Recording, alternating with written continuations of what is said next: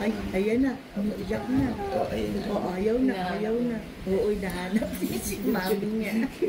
Gusto ko makichismis ka, Tekram, kay ate. Si ate, ang pangalan ate? Okay lang. Kahit mga 10 minutes lang. Sige. Anak po niya ni Kuya Mike. Ang ganda niya. Oh. Siyempre kung ano yung tatay, ganun din yung bunga. Yung nanay nga lang, nahihiya po sa camera. Nabanggit po ni ate, sa Lasal siya. Kaming mag-asawa, napatingin sa kanya, nasabi na, Lasal! Huh? Napatingin si Nanay Jack sa kanya eh. Tapos kagad tuition yung naisip namin.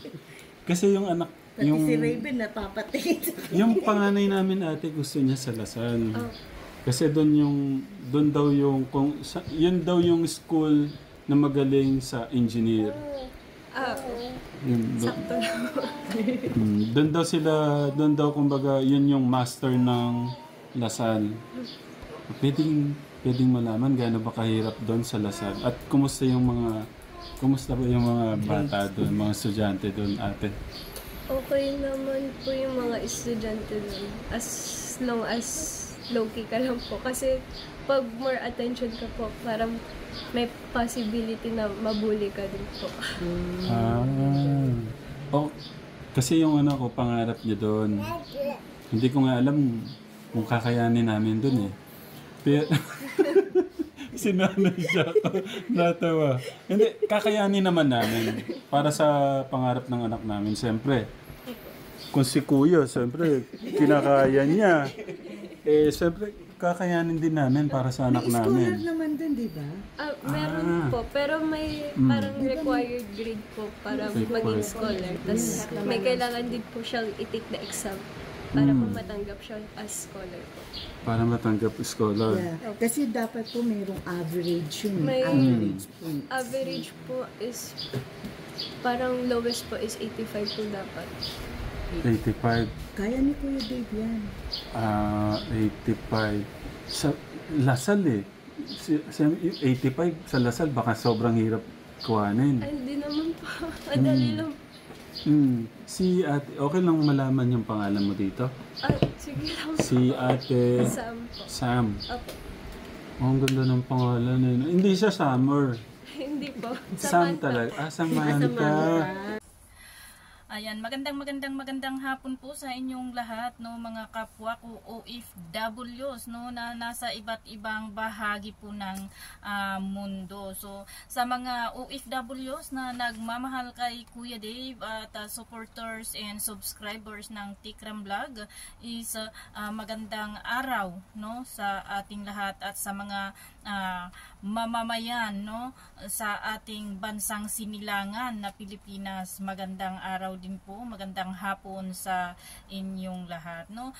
Ngayong araw po is ngayong hapon ay pag-uusapan po natin. Gusto ko lang pong bigyan ng pansin po, no, ang upload ni Tikram kanina, no, tungkol po sa eskwelahan, no. So napanood ko po yung video, no. Kung sabi ko nga, kung narinig po natin, no, sa video ni Tikram na ang pangarap ni Kuya ay mag-aral sa Lasal, no.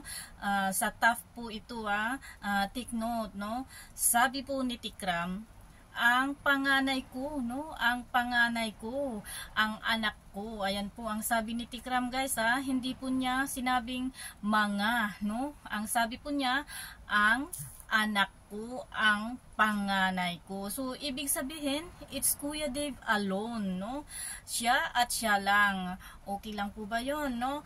Siya at siya lang po, no. Si Kuya Dave, ang pangarap niyang mag-aral sa De La Salle University, no. So yung pangarap po, no, yung pangarap po talaga ng Kuya, kung para sa atin na sabi ko nga may kabubuhan sa mga numero or mathematics ay napakahirap, no, napakahirap, di ba? Pero para po, no, sa mga kagaya ni Dave na math wizard or sabi ko nga magaling sa mathematics, sa numero, is chicken lang po yun, no? Kay kuya yung kursong gusto niyang kunin.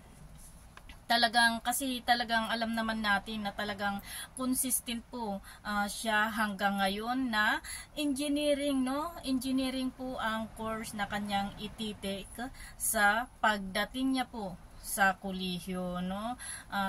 Noon hanggang ngayon ay yun pa rin po ang bukang bibig niya, no? At tama naman guys, tama naman di po ba? Kasi po he's into numbers, no? Mahilig siya sa mga numero, magaling siya sa mathematics, no? At para naman sa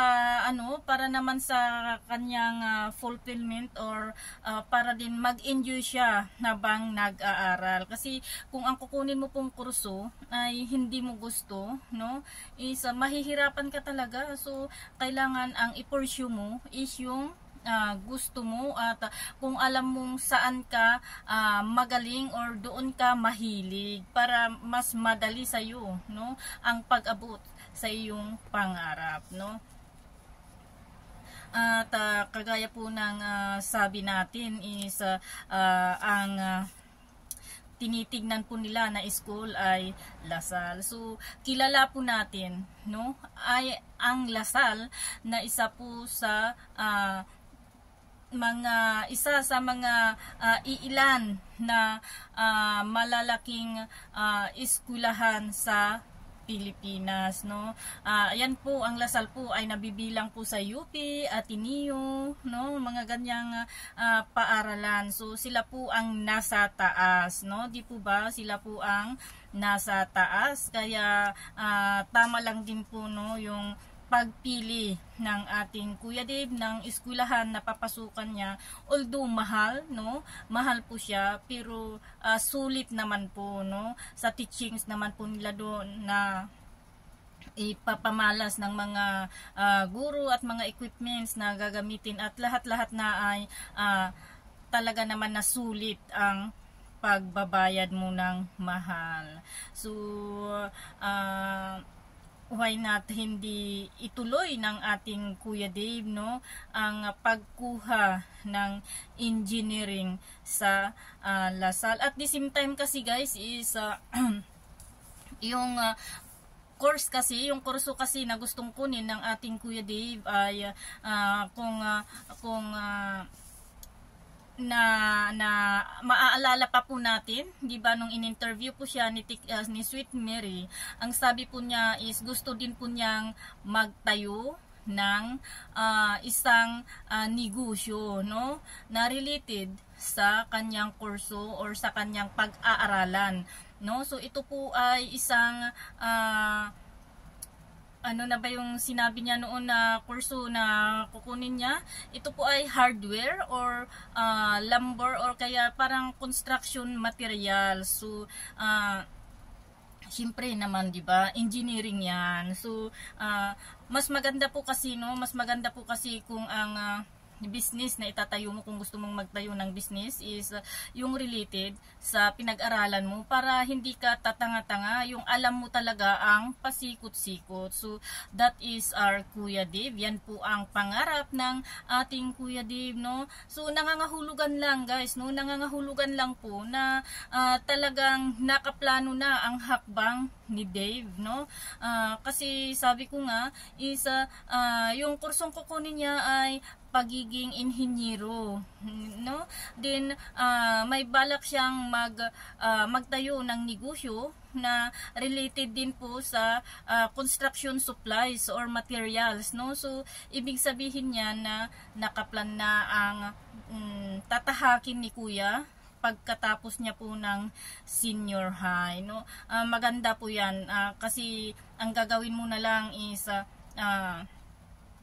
talagang pagdadaanan mo na lang, no, step by step, no, para kasi kung hindi pa nakaplano, kung hindi pa po naka-fix yung utak mo kung anong gusto mo, is mahihirapan ka na mag-isip, no, maghihirapan ka na himay-himayin kung ano ba talaga. So sa ating Kuya Dave ay nakaplano na talaga, no.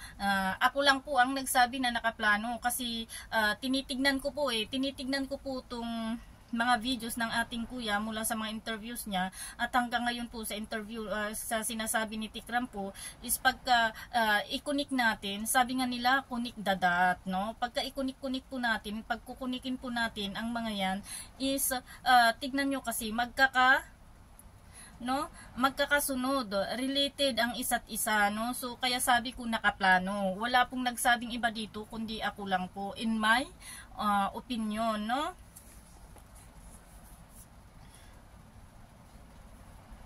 At kaya nga po noon sabi niya po ay kaya po gusto niyang pasukin, no, ang pagiging pagninegosyo ng construction supplies kasi po related po ito sa kanyang kurso na kukunin pagdating ng araw. Kasi sabi niya, ang hirap magnegosyo, di ba? Totoo din yun.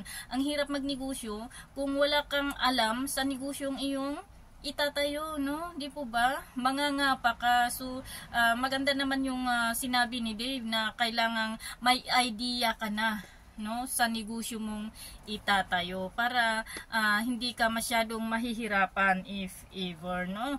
So, ayan po guys, no? At kudos din, no, kudos din po kay Tikram, no, kasi sabi ko nga is nagsearch na po sila, no, nagsearch po sila kung ano, no, kung ano po ang magandang eskwelahan, no, na papasukan ng ating Kuya Dave, no. Kudos sa iyo, Tikram, no, kasi nga sabi ko is para po sa iyong panganay, no. Sabi mo naman walang mahirap para sa iyong panganay, di ba? At napakalaking bagay po, no, ang ganyang ginagawa niya, no. Kasi diyan mo po talaga makikita, no, makikita ang pagmamahal niya kay Kuya Dave, no. Diyan mo makikita ang pagpapahalaga niya kay Kuya Dave. At sabi ko nga hindi lang mahal niya si Dave dahil may naibibigay si Dave sa kanya, kundi talagang itinuring po niya, no, na anak, na panganay ang ating Kuya Dave, no. Kaya sa mga niga dyan, no, at laging nagdududa, no, sa pagmamahal ni Tikram sa ating Kuya Dave, wake up guys and get a positive vibes from our dear Kuya Dave, no. Tigilan na po natin ang pagdududa natin, no. Suportahan po natin kung ano po ang plano ni Tikram sa kanyang panganay, kung ano po ang plano ni Dave sa kanyang kinabukasan. At kagaya nga po ng sabi ko, no, wala naman po sa school, no, ang hindi naman po nakadepende, no, sa eskwelahan na papasukan mo ang future mo. Pero guys, malaki din po kasi ang maitutulong nito, no, yung eskwelahan na papasukan mo sa pagmold, no, at sa pag-abot mo ng iyong pangarap, no. Kasi sabi ko nga, kagaya po sa amin, galing po kami ng probinsya, no, probinsyana po kami. So kung kaya din po namin napupunta sa syudad at kaya din po naming magbayad ng matrikula sa mga matataas na eskwelahan or eksklusibong eskwelahan, why not hindi po namin gagawin yan para po sa future ng aming mga anak. Depende lang po sa ating mga tao, sa ating mga magulang kung paano po natin i-guide ang ating mga anak, no. So pupunta man sa magandang eskwelahan o sa mababang eskwelahan, ganun pa rin. Pero no, may ano po kasi to guys, pagkapagpasok mo ng trabaho, kung if ever ikaw ay graduate ng kolehiyo, pagpasok mo din po kasi ng trabaho, isa po sa tinitignan ng mga kumpanyang papasukan mo ay yung eskwelahan na pinanggalingan mo, no. Hindi lang po yung eskwelahan, yung mga transcript of record mo, no. Marami po silang pagbabasihan diyan, kaya huwag din po nating sabihin na walang saysay, no, kahit mataas, magandang eskwelahan siya mag-aaral, kung tamad naman o bubo, no. Kagaya kasi may nabasa rin po ako na ganyang comment kaya sabi ko malaki din po ang advantage, no, ng mga estudyanteng galing sa magagandang eskwelahan. Kasi alam nyo po, pag sinabi kasi natin na magagandang eskwelahan is ibig sabihin matataas po ang standard po nila doon, no? So kaya guys, no, ipag-pray po natin na sana ang ating Kuya Dave ay makamit niya ang kanyang pangarap na hindi siya masyadong mahirapan. Pero kagaya po ng sinabi ko, kilala po natin ang ating Kuya Dave na madiskarting bata, no? Hindi po yan nabuhay mag-isa.